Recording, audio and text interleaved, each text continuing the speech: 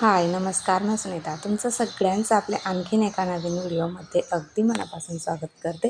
सर्वांना श्री स्वामी समर्थ. तुमचा सगळ्यांचा आजचा दिवस खूप छान, मस्त, आनंदाचा आणि आरोग्याचा जावो अशी स्वामींच्या चरणी प्रार्थना करते आणि आजच्या व्हिडिओला सुरुवात करते. कशा आहात तुम्ही सगळ्याजणी? खूप छान, मस्त आणि मजेतच असणार. तुम्हाला सगळ्यांना महाशिवरात्रीच्या खूप खूप शुभेच्छा.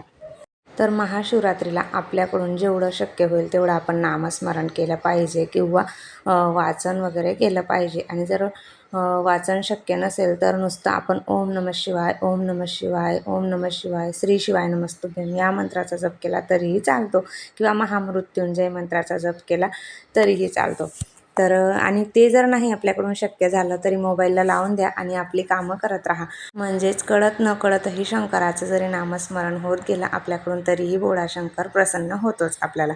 तर आणि मोबाईलला लावून दिलं म्हटल्यावर मंत्र आपोआप चालत असतात आणि घरात सगळ्यांचंच नामस्मरण जे आहे ते होऊन जातं आणि त्यामुळे घरातलं वातावरणही खूप छान आणि मस्त होऊन जातं. त्यामुळे मोबाईलला लावून दिलेलं कधीही चांगलं, म्हणजे जेणेकरून सगळ्यांचंच एकत्र नामस्मरण होऊन जाईल.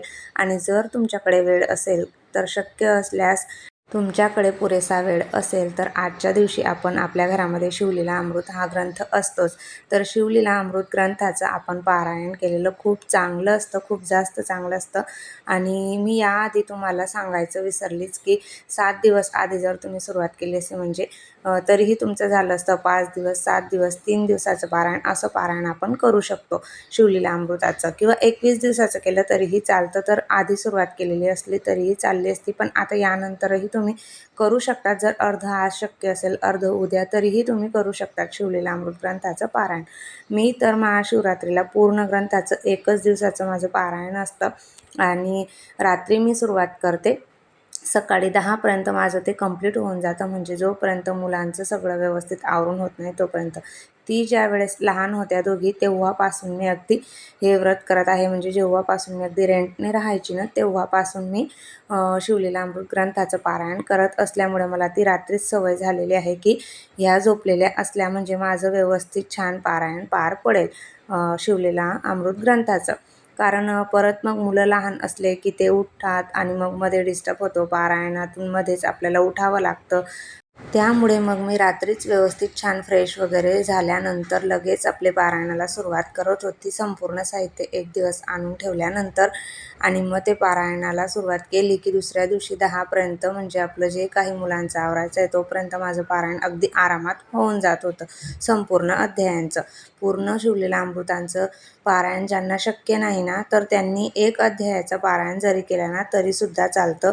त्या दिवशी आपल्याला संपूर्ण शिवलीला अमृत हा ग्रंथ वाचणं जर शक्य नसेल तर त्यांनी फक्त 11वा अध्याय वाचला तरीही चालतो. आणि व्याधाचा जो अध्याय आहे, दुसरी कथा आहे शिवलीला अमृत ग्रंथामधील, तर व्याधची कथा आहे ती सुद्धा या दिवशी आपण पठण केलं त्याचं तर ते सुद्धा खूप जास्त महत्त्वाचं आहे. तर ज्यांना शक्य नाही पूर्णपणे आपल्या शिवलीला अमृत ग्रंथाचं पारायण करणं त्यांनी हे 2 अध्याय तरी आवर्जून त्याचं पठण करा, त्याचं पारायण करा. 2 अध्याय का होईना. आणि श्री शिवस्तुती असते आपल्या शिवलीला अमृताच्या ग्रंथाच्या मागे, त्याचंही पठण करा. तर जेवढं होईल तेवढं जर आपण केलं तरीही चालतं. जसा वेळ मिळेल तसा साधी भोळी भक्ती आपली भगवंतापर्यंत पोचतेच. आणि मागच्या वर्षाचा जो काही शिवलीला अमृत ग्रंथाचं पारायण माझं महाशिवरात्रीचं आहे ना ते मी तुमच्यासोबत शेअर केलेलंच होतं. तो जर व्हिडिओ तुम्ही बघितला नसेल तर नक्की बघा, मी लिंक दिलेली आहे. आधीच पोस्ट टाकलेली होती मी आपल्या चॅनलवरती. काही ताईंपर्यंत पोहोचेल किंवा काही ताईंपर्यंत पोस्ट पोहोचतही नाही, पण त्याच्यात जरा म्हणजे माझ्या सुरुवातीला नवीन नवीन चॅनल असल्यामुळे मी तो व्हिडिओ परत बघितला तर मला माझंच हसायला येत होतं की अरे कशी बोलत आहे मी.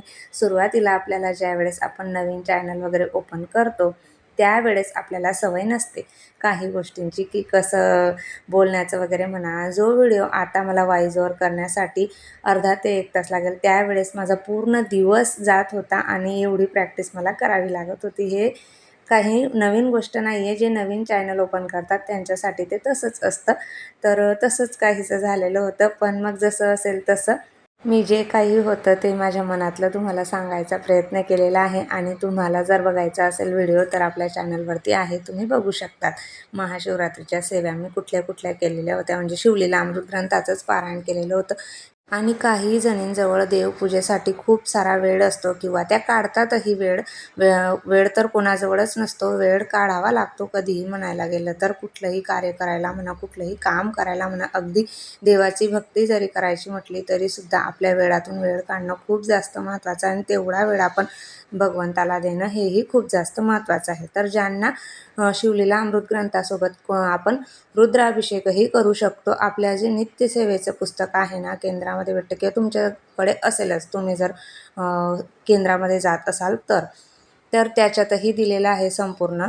तर कालभैरवाष्टकम स्तोत्र आहे, त्याचं पठण तुम्ही करू शकतात किंवा भगवान शंकरांची 108 नामावली आहे.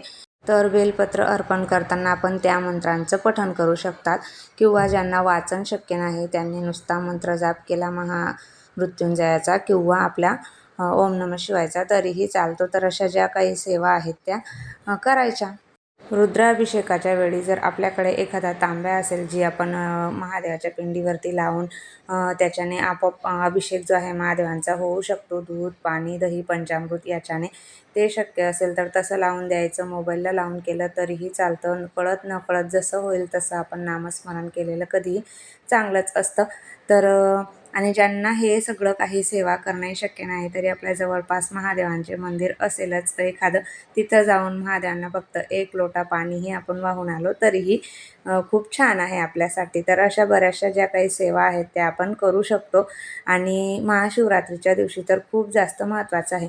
मेन म्हणजे संध्याकाळी जर आपल्याला शक्य असेल तर मातीचं शिवलिंग बनवून घ्यायचं, म्हणजे दुपारीच बनवून ठेवायचं आणि संध्याकाळच्या वेळेला त्याची पूजा करायची, अभिषेक करून घ्यायचा. दूध, दही, पंचामृताने त्याचा अभिषेक करून झाल्यानंतर आपल्याकडे जी काही सामग्री असेल, तांदूळ, काळं तीळ वगैरे जे काही आहे, कमलगठ्ठे, या सगळे आपण शंकराला अर्पण करून अशा पद्धतीने पार्थिव शिवलिंग तयार करून मातीचं त्याची संध्याकाळी आपण पूजा करून घ्यायची.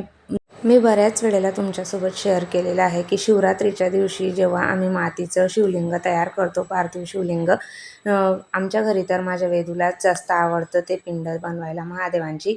तर तीच दुपारच्या वेळेला बनवून ठेवते. दर शिवरात्रीला तिला आठवण असतेच. हर शिवरात्रीच्या दिवशी ती दुपारच्या टायमिंगला महादेवाची पिंड बनवून ठेवते आणि मग त्याचा अभिषेक वगैरे आम्ही करत असतो. रात्री सगळेजण घरात एकत्र येऊन मग त्याची पूजा करून व्यवस्थित अभिषेक झाल्यानंतर मग पूजा करतो. चंदन वगैरे जे साहित्य आपल्याला पूजेमध्ये लागतं ते आणि फळ, फूल वगैरे वाहून भगवान शंकराची आपण पूजा करू शकतो. धतुऱ्याचं फूल मात्र त्यांना खूप जास्त प्रिय आहे आणि बेलपत्र. तर ह्या सगळ्या गोष्टी अगोदर व्यवस्थित छान एकत्र आणून ठेवायच्या. मी श्रावण महिन्यातलाही शिवरात्रीचा व्हिडिओ आहे माझा, तर तो तुम्हाला बघायचा असेल तर तोही तुम्ही बघू शकता. तर कशा पद्धतीने पूजा वगैरे केलेली होती. श्रावण महिन्यातल्या शिवरात्रीलाही खूप जास्त महत्त्व आहे आणि महाशिवरात्रीच्या दिवशी जागरणालाही खूप जास्त महत्त्व आहे. या दिवशी शक्य होईल तेवढं जागरण करून आपण महादेवाचं नामस्मरण केलं पाहिजे. आपण जर मातीचं शिवलिंग बनवलेलं असलं तर त्याची शक्यतोवर पूजा प्रदोष काळामध्येच करायची. त्याला संध्याकाळी पूजेला खूप जास्त महत्त्व आहे आणि ज्यांना शक्य नाही त्यांना जसा वेळ मिळेल तसं केलं तरीही चालतं. प्रदोष काळामध्ये सुरुवात केलेली असली 6 वाजेपासून तर 9:30-10पर्यंत आपण त्याची कधीही अभिषेक वगैरे पूजा करून घेतली तरी चालते आणि रात्री मात्र जागरण करून नामस्मरण वगैरे करायचं असतं. आणि ज्यांना संध्याकाळच्या टायमिंगला शक्य नाही त्यांनी सकाळच्या टायमिंगला अभिषेक केला तरीसुद्धा चालतो. तर अशा पद्धतीने जी काही सेवा आहेत त्या मी माझ्या घरातील जे काही कामं माझे रुटीन आहे रोजचं डेलीचं ते करता करता मी तुमच्यासोबत शेअर केलेलं आहे.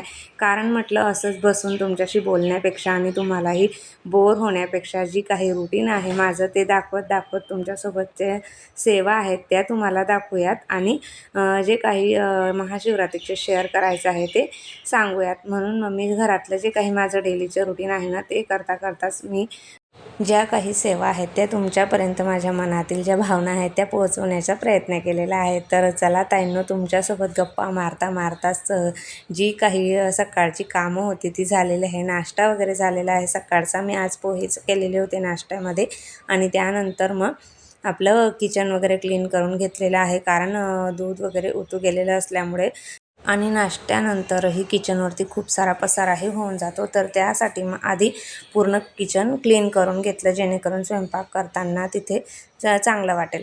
तर चला, कपडे वगैरे वॉश करून झालेले होते, ते वाळवायला टाकलेले आहेत आणि त्यानंतर सुरुवात आहे स्वयंपाकाची. तर हा व्हिडिओ एक दिवस आधीचा आहे, तर तो तुमच्यासोबत आज येत आहे. तर चला ताईंनो, आता स्वयंपाक करून घेत आहे. भाजी वगैरे बनवून झालेली आहे, चपात्या तेवढ्या बाकी आहेत. आता चपात्याही करून घेते आणि आजचं असं जे काही निवांत असं रुटीन होतं, सकाळी नाश्ता वगैरे, इतर वेळी तर नाश्ता वगैरे नसतो, पण ज्यावेळेस कधी बाहेर वगैरे जायचं असलं त्यावेळेस थोडाफार सकाळी नाश्ता केलेला बरा असतो. कारण येण्यासाठी आपल्याला किती उशीर होणार आहे किंवा नाही ते आपल्याला माहीत नसतं.